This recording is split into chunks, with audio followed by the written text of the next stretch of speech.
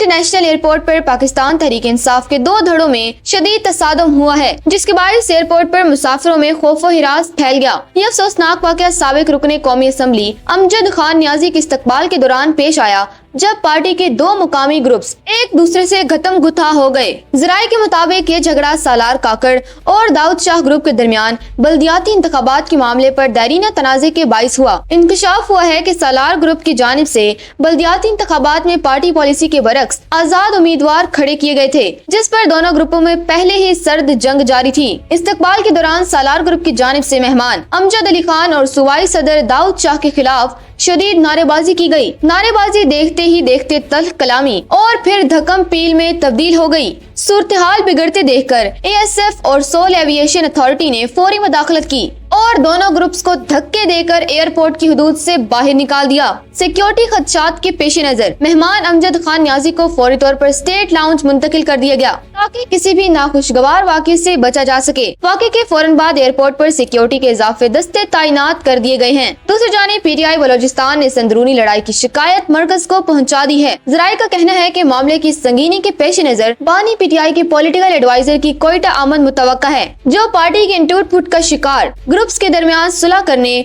और तादीबी कार्रवाई के हवाले से फैसला करेंगे।